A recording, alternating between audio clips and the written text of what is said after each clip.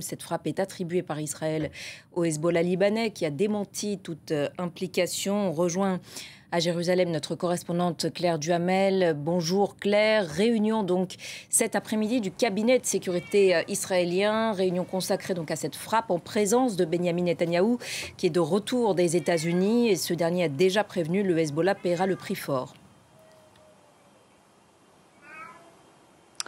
Bonjour Ashreen. Oui, Benyamin Netanyahou est rentré quelques heures plus tôt que prévu et tout de suite est parti en direction du ministère de la Défense.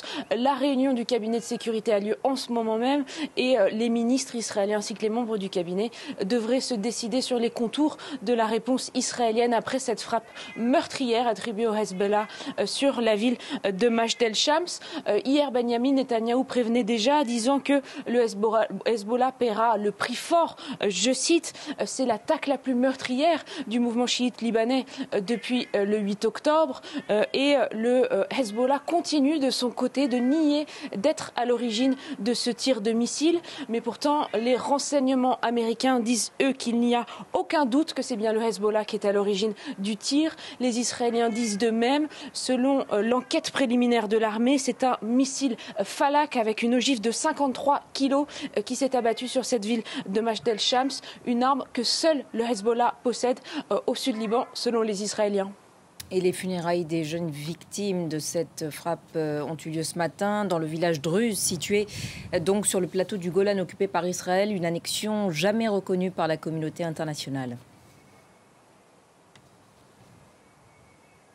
Oui, sur les images, on voit la foule entourant ces 10 cercueils blancs, 10 des 12 victimes de cette frappe d'hier, tous des enfants, des adolescents de 10 à 16 ans, tous des druzes faisant partie donc de cette population syrienne du plateau du Golan occupé, puisque depuis 1981, eh bien, Israël a annexé ces territoires pour des raisons stratégiques principalement, et sa population aujourd'hui se revendique comme syrienne et non pas comme israélienne. Une petite minorité de la population a la nationalité israélienne seulement.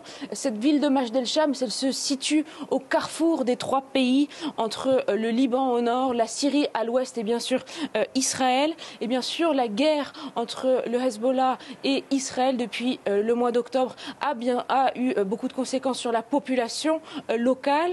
Mais les habitants disent que néanmoins, ils gardaient quand même une forme de vie quotidienne, ce qui explique notamment pourquoi ces enfants jouaient sur ce terrain de football si proche de la frontière, puisque la population considérait ne pas être une cible. Le Hezbollah, disons, visait principalement des sites militaires israéliens. La population est aussi protégée par le système de défense antiaérienne israélienne.